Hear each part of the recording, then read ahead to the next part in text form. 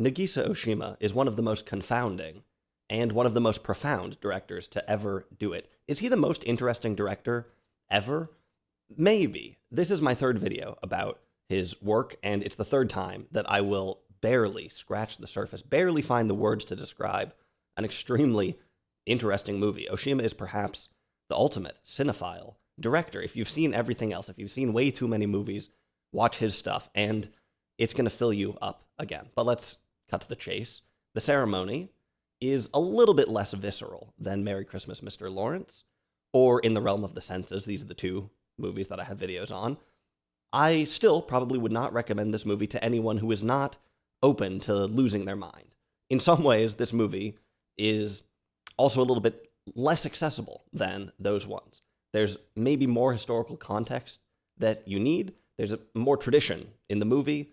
Of course, all of these movies are historical films, casting an eye on the Japanese traditions partly, but I think the other two, they're easier to latch onto than this one. With The Ceremony, you'll probably spend a little bit of time trying to remember how everyone is related to one another, trying to remember who everybody is, or what was going on in Japan in 1952 or 1962. Having said that, this movie, The Ceremony, still absolutely delivers, and even if you watched it with no subtitles and had no clue what was happening, I think you would still feel the magnetism and the intensity of this movie, and on some level, you might understand the film completely. Oshima's movies often work on at least two levels. There's some kind of literal storyline. Usually the scenario is fairly concise, actually. The two sides of a prison camp during a war. The two sides of an obsessive relationship. It's not quite as clean in this movie, but you could say that this is the story of a fragmented family, the shards of their tradition in the decades after World War II. In all these cases, the story sounds a little bit like a parable, and almost certainly we're gesturing towards something beyond one family here. It's all still part of the literal part of the movie. And we'll talk about how this functions as a historical film and how it's full of insight. There is real depth here, but if you come to Oshima's movies just hoping to read what's on the page, you might be a little bit disappointed because he tends to do some weird things with the literal parts of the movie. He tends to make some interesting choices. He tends to make some sacrifices almost, and I'll give you some very specific examples in a bit. Why is he doing this? I think it's to enable a second part of the movie, a second level of the movie, which is something much more spiritual. It's taken me 3 movies to put it into words, but I think Nagisa Oshima, more than any other director I could name, makes movies about the soul. I feel kind of goofy saying that. What does it mean? Hard to say. I'm not sure that I can explain this, but we'll walk through all of this in detail. I'm by no means an expert in Japanese history, but I think the basic shape of The Ceremony is easy enough to see. There's a lot of family drama in this movie, but the main literal theme is probably this question of what happens after a war. We hear about a character who kicks the bucket when he learns that the emperor is renouncing his divinity. Hirohito wasn't really prosecuted after the war, and he remained the emperor until he died in 1989, but the US pressured him to renounce his divinity. And it's kind of hard for me to wrap my head around any part of that. The only thing stranger than being divine would be to be divine, but then to renounce your divinity. Hard to understand these days, I guess. Either way, we hear about someone who is really struck by this and figures that there's simply no point continuing on. You hear a lot about how committed Japanese soldiers were to the emperor during the war. You hear about kamikaze pilots and such. I'm not going to bite completely on those stories because I just don't really know what it was really like. But probably any nation during a war is going to have a strong sense of nationalism, and certainly Japan during World War II, I think it's safe to say that was the case. This has to be somehow recovered afterwards, unless you win. Somehow you got to rebuild, get things back on track, I guess. This movie centers around the Sakurada family, which seems fairly traditional. They're led by a patriarch, almost an emperor-like figure, grandfather. This movie is called The Ceremony, but when I watched it, I was wondering which one? Which one is The Ceremony? Because almost the entire movie is made out of ceremonies. Weddings and funerals make up 99% of the film. So there's plenty of formal stuff going on in the movie, but there's also lots of debauchery. I think that often societies that appear to be conservative will make up for it in private. The more conservative a society is, the less conservative a society is. Kind of makes sense. You come to learn that even as this family seems very focused on honor and tradition, even, through all these ceremonies and such, they've done all kinds of weird stuff. And I guess they've just kind of swept it under the rug. And this goes back to long before the war, but it also applies to things that happened during the war that people don't really want to talk about. And it keeps happening after the war, too. Maybe the word corruption would fit in here. This family is pretty well connected in society. And again, the story, it seems to be gesturing beyond just one household. Anyway, if a lot of these sagas actually began before the war, if a lot of this weird stuff happened before the war and during the war and after, well, what is all this post-war upheaval that I was mentioning earlier?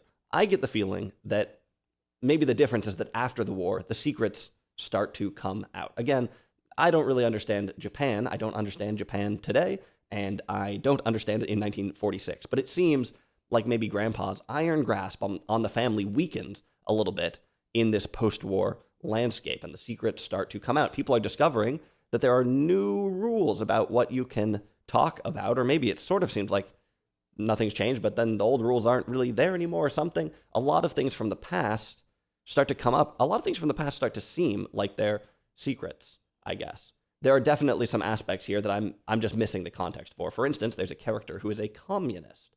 This is interesting. He's quite outspoken about communism and China.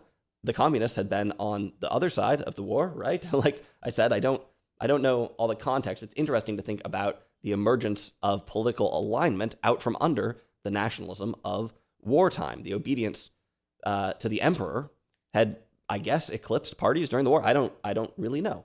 I hadn't thought of there being Japanese leftists during or really after the war. I guess there were. Like I said, I know nothing about politics in Japan, but I think you could get I think that this is a pretty good historical movie if you know what's going on.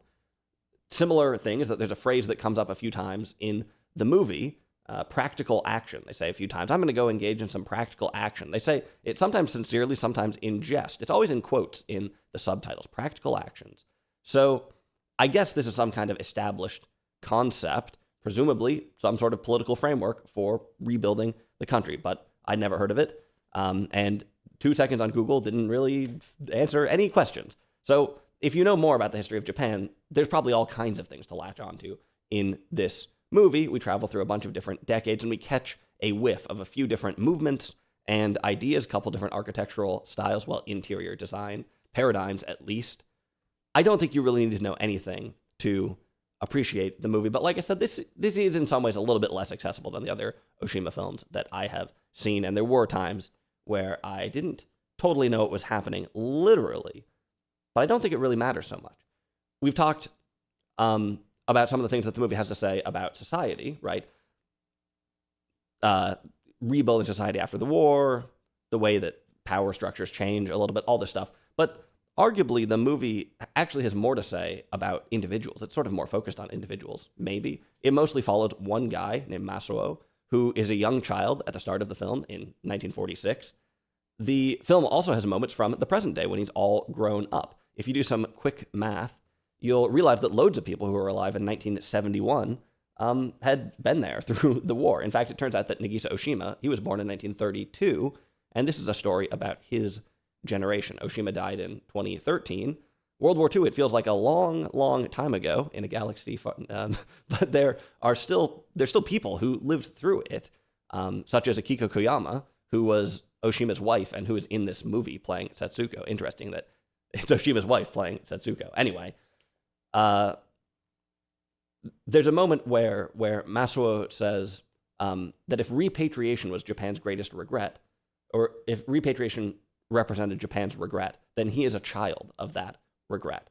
He's talking about the repatriation of Japanese from Manchuria back to Japan. Masuo starts the film returning from Manchuria. That was a region in what is now mostly China that had been occupied by Japan, but after the war, things changed. Anyway, There's other movies featuring Manchuria. The Manchurian Candidate, of course, not really related, but The Handmaiden's Tale. No, not The Handmaiden's Tale. The Handmaiden, from Park Chan Wook, I think, had something to do with it as well. Anyway, in some ways, maybe Masao never feels totally at home in his own country.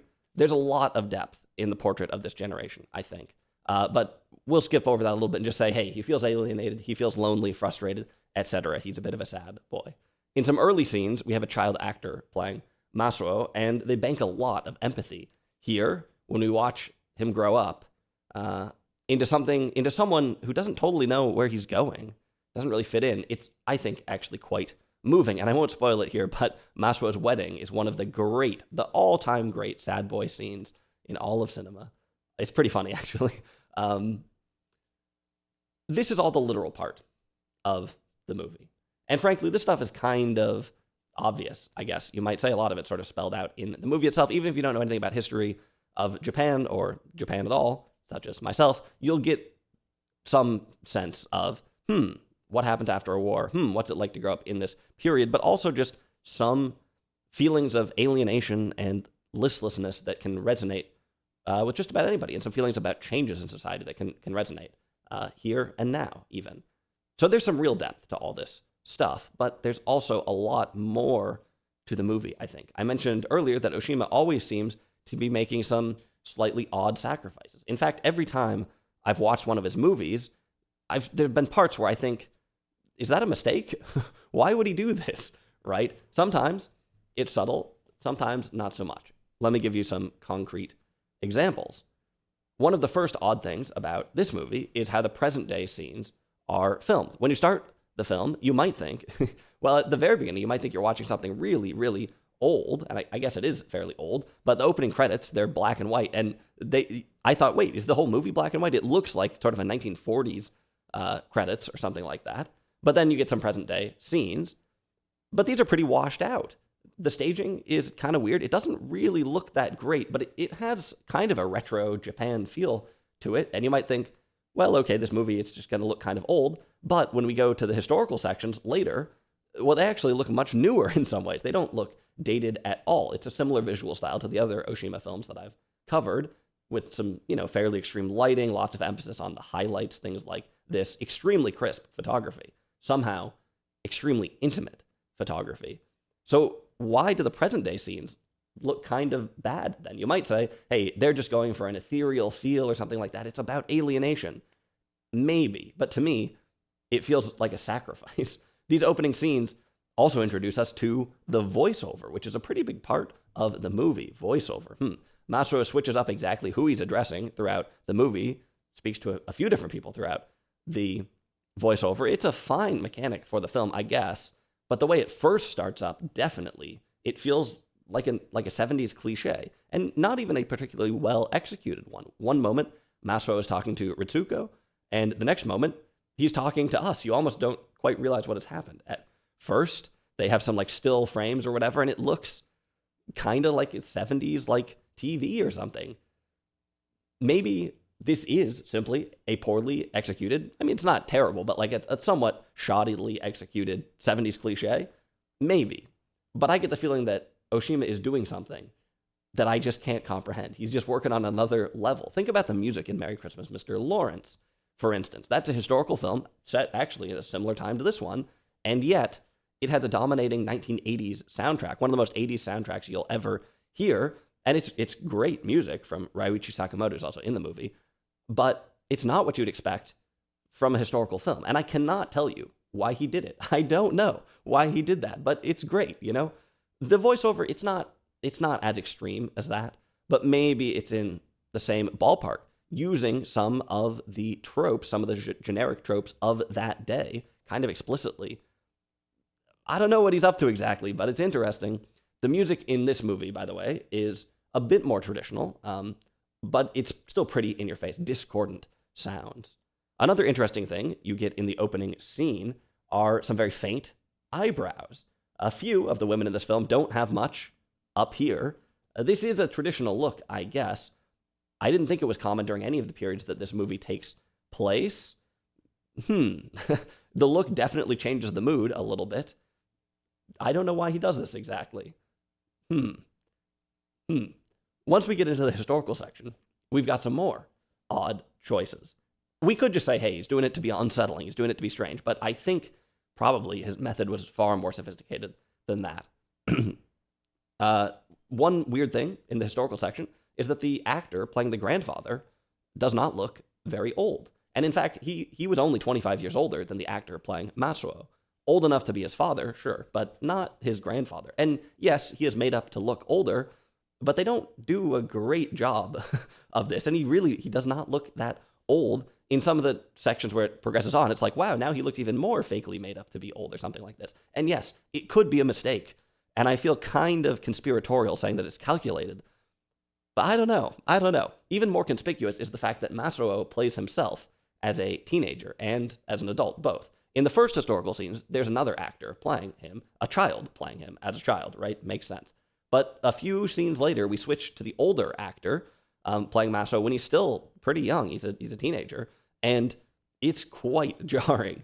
Of course, this reminds you a little bit of the confounding flashbacks in Merry Christmas, Mr. Lawrence, where David Bowie plays the young version of himself alongside an actual child who is playing his brother. What is Nagisa Oshima up to here? I mean, honestly, if you think that Merry Christmas, Mr. Lawrence is a straightforward movie, just one to sit down and watch, those scenes have got to strongly contradict that. Because either he completely lost his mind in making them, or he's doing something else.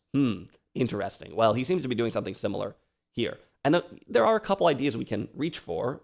Something about memory, for instance. To remember is to converge the past and the present a little bit. Maybe we're alluding to this by fiddling with the ages of everybody, by having the old appear kind of young and the young appear kind of old. The story feels like a memory. There's an interesting moment Masuo shows us, where Masuo shows us a foundational sort of memory in his life. We see the scene that's kind of going to be a core part of his adolescence. But then present-day Ritsuko later says, that didn't happen. She says, you remembered that wrong. That's not how it went at all. But we saw that in the movie. Okay, this is a little bit cute. And in truth, there are plenty of movies that evoke memory in various ways, right? You might think of something like Last Year at Marienbad as a more sort of avant-garde memory-based film. There's much more simplistic things where you just have the sort of unreliable narrator alluding to memory. That's kind of what I was just pointing out a second ago. This movie is doing something much more subtle than I've seen anywhere else. I'm not sure exactly what. You might describe the visual style as vividness of memory, all these crisp highlights and things. A film that is intimate and stark both in some ways. The story also, what scenes are highlighted, is kind of structured by memory a little bit too. The drama of memory. It's kind of a movie made out of poignant moments, things that made a big impression is kind of what tracks us through. It's like we're not really following the story of Masuo's life so much as we are tracing through these impressions that were left in his memory or something like that. Maybe it's this kind of thing. Maybe the way that it feels to inherit this space is one thing that brings us closer to the stories of the soul, if you can believe that, right?